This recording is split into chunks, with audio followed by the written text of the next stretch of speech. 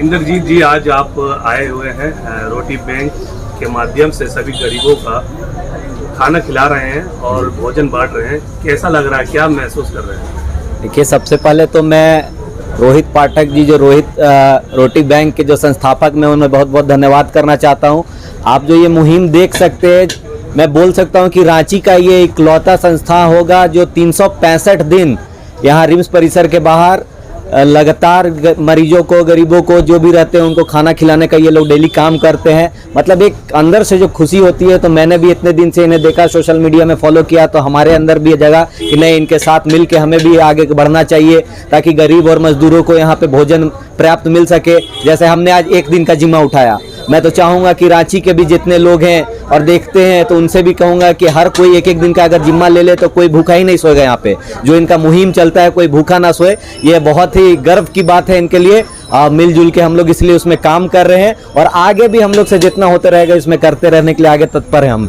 देखिए, बहुत अंदर से जो फीलिंग आती है ना, बहुत बढ़िया फील होता है। निःशुल्क भोजन जो बोलते हैं ना, 1 रुपया किसी से लेना ना कुछ, प्रतिदिन 500 से 600 लोग यहाँ पे खा रहे हैं। एक गर्व होता है हमें भी कि हम भी इस साथ में जुड़ के काम कर रहे हैं। तो ये रोटी बैंक को मैं बहुत बहुत धन्यवाद देना चाहता हूँ, इस मुहिम को आगे लेकर चल रहे हैं। इंद्रजीत जी, एक मेरा सवाल है कि आपने लॉकडाउन में भी काफ़ी अहम भूमिका निभाई, गरीबों को अपने कंधे पर रख के अनाज वगैरह उनको भी दिया है। लॉकडाउन में जो ऐसा लॉकडाउन था जो कोरोना काल में एक दूसरे को छूने से डरते थे, मगर आप उनके घर में जा जाके अनाज भोजन सब दिए। क्या आपको खतरा नहीं था? खतरा तो बहुत ज़्यादा था, लेकिन जब एक सोशल वर्क के लिए अगर निकलते हैं, अगर मैंने अपने सर पे कफन बांध के अगर निकला हूँ कि लोगों की मदद करने के लिए, तो मैंने अपनी जान की परवाह नहीं की। और प्रतिदिन दोनों साल हम कोरोना काल में हम लोग एक एक दिन बाहर निकल के लोगों की मदद किए। भोजन, राशन पानी, दवाइयाँ, सिलेंडर, जो हो सकता था हम लोगों ने अपने बलबूते किया था। अब भगवान का आशीर्वाद है, कृपा है कि हमें इस कैपेबल बनाया है कि हम लोगों की मदद कर सके और आगे भी हमेशा करते रहेंगे इसमें। जैसा कि आपने बताया कि रोटी बैंक में आपका आज जो था आपका जिम्मा था ये जी, अरेंजमेंट करना, तो रोटी बैंक किस तरह से इसका काम हो रहा है और कैसे लोग इसमें जुड़ सकते हैं? देखिए, रोटी बैंक में आप जैसे आज के डेट में देख सकते हैं कि किसी का एनिवर्सरी है, किसी का बर्थडे है, या किसी की पुण्यतिथि है, या सोशल वर्क जिसमें करने का है, वो लोग पैसे खर्च करते हैं होटल्स में, रेस्टोरेंट्स में। लेकिन अगर किसी के अंदर समाज सेवा का है तो हम उनसे भी आग्रह करेंगे वो लोग इसमें जुड़े। जैसे किसी दिन आपको बर्थडे बनाना है तो आप गरीबों के साथ बर्थडे मनाइए। आप यहाँ पे आप एक दिन का जिम्मा उठा लीजिए, 5000 खर्च आते हैं, 3000 खर्च आते हैं, जैसे आप अपना करना चाहे, जो आपको इच्छा होती है।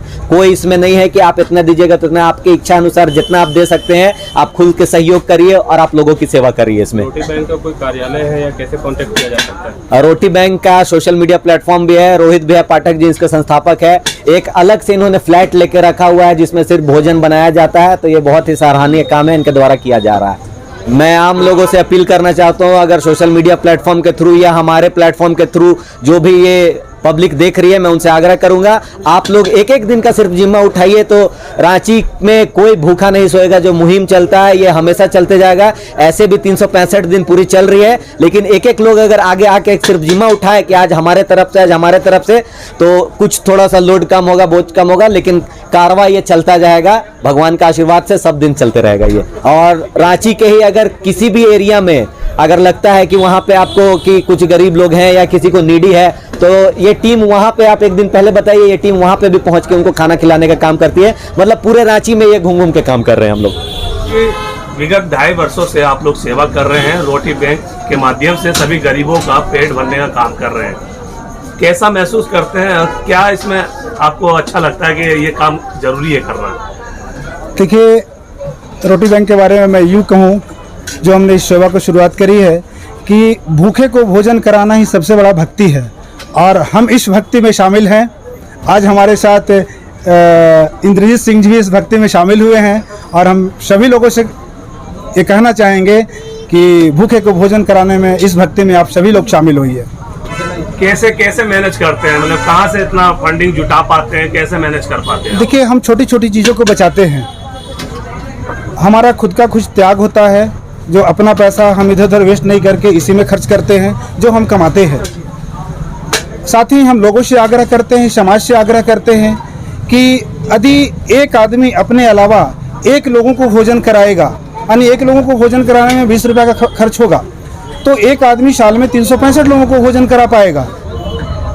और यूँ मान लें कि रोटी बैंक को एक अगर यज्ञ मान लें, तो अगर थोड़ी थोड़ी लोग आहुति देंगे तो ये यज्ञ आजीवन चलता रहेगा। जिस तरह से आज श्रीमान इंद्रजीत सिंह ने इस रोटी बैंक में अपनी भरपूर आहुति दी है।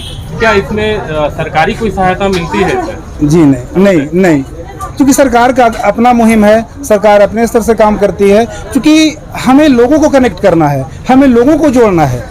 क्योंकि सिर्फ सरकार के माध्यम से जाएंगे तो सिर्फ सरकार को जोड़ पाएंगे, लेकिन अगर लोगों को जोड़ पाएंगे तो पूरा जो हमारा जो मिशन है पूरा हो पाएगा। क्योंकि थोड़ा सा मैं एक और बात बता दूं, शादी पार्टी में बचे भोजन को भी हम संग्रह करके लोगों तक बांट देते हैं।